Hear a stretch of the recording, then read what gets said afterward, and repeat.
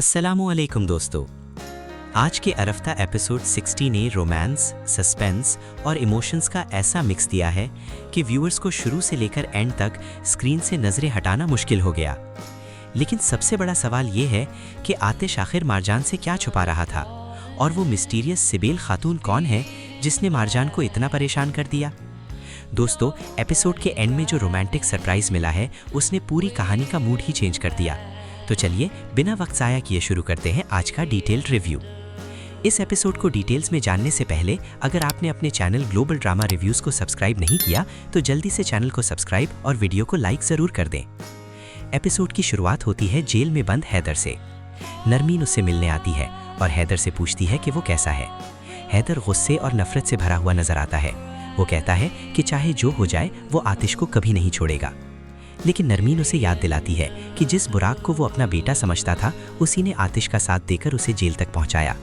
यहाँ हैदर का ईगो फिर सामने आता है। वो नरमीन को कहता है कि उसके हर काम में नरमीन भी शामिल थी, लेकिन सज़ा सिर्फ उसे मिल रही है। दोस्तों, यहाँ एक बात क्लियर हो जाती है, हैदर जेल में है लेकिन उसका बदला ख़त्म नहीं हुआ, और जब विलन बदला लेने की कसम खा ले तो कहानी कभी सिंपल नहीं रहती।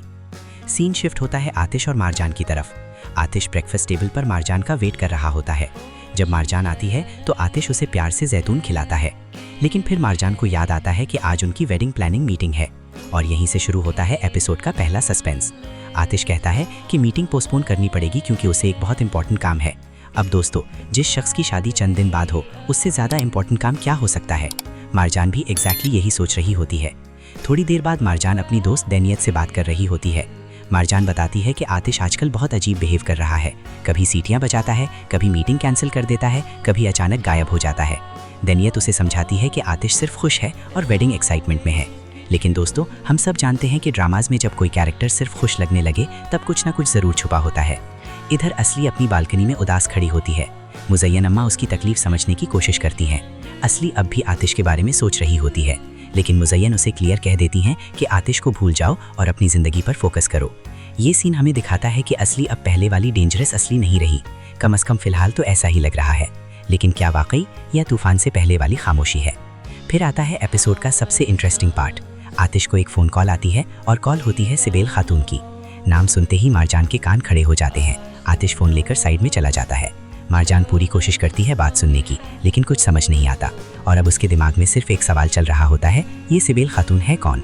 दोस्तों, सच बताइए, अगर आपकी शादी होने वाली हो और आपके पार्टनर को किसी मिस्टीरियस लेडी के कॉल्स आ रहे हों तो आप भी शक करेंगे या नहीं। रात को आतिश और मारजान वेडिंग कार्ड सेलेक्ट कर रहे होते हैं। मारजान हर कार्ड देखकर एक्साइटेड होती है, लेकिन आतिश फिर अचानक उठकर कहता है कि उसे कुछ काम है। बस फिर क्या था, मारजान ने डिसाइड कर लिया कि आज सच पता करके रहेगी, और वो आतिश का पीछा करना शुरू कर देती है। दोस्तों, यहाँ सस्पेंस और कॉमेडी दोनों एक साथ चल रहे होते हैं।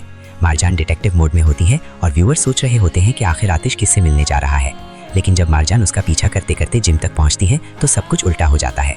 लाइट्स ऑन होती हैं और सामने आतिश खड़ा होता है। आतिश मुस्कुराता है और कहता है, तुम मेरा पीछा कर रही थी। मारजान पकड़ी जाती है, लेकिन फिर भी गुस्से में पूछती है, ये था तुम्हारा इंपॉर्टेंट काम। आतिश कहता है, अगर इतनी दूर आ ही गई हो तो पहले मुकाबला कर लो।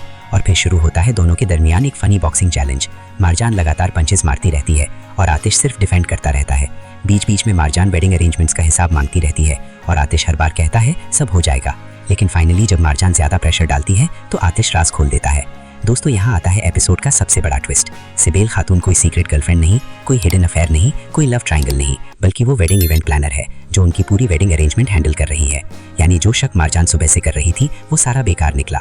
मारजान को इतना गुस्सा आता है कि वो आतिश को फिर पंच मार देती है, और इस बार आतिश ऑफिशियली नॉकआउट हो जाता है। लेकिन फिर वो एक लाइन बोलता है जो पूरे एपिसोड का बेस्ट रोमांटिक मोमेंट था। आतिश कहता है, मैं हर बार तुमसे हारने के लिए तैयार हूँ। और दोस्तों, इसी इमोशनल मोमेंट में आतिश अपनी पॉकेट से एक खूबसूरत रिंग निकालता है। वो मारजान की तरफ देखता है और कहता है, क्या तुम हमेशा के लिए मेरी होने के लिए तैयार हो। मारजान की आंखों में खुशी साफ नजर आ रही होती है, और एपिसोड इसी ब्यूटीफुल रोमांटिक नोट पर एंड हो जाता है। आज का एपिसोड रोमांस लवर्स के लिए किसी गिफ्ट से कम नहीं था।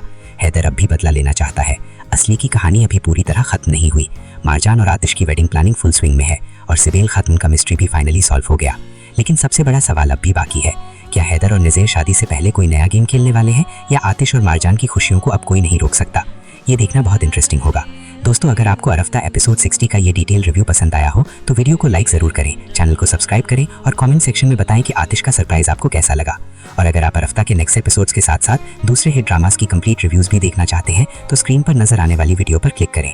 वहां आपके लिए और भी धमाकेदार ड्रामा रिव्यूज इंतजार कर रहे हैं। मिलते हैं नेक्स्ट रिव्यू में। अल्लाह हाफिज।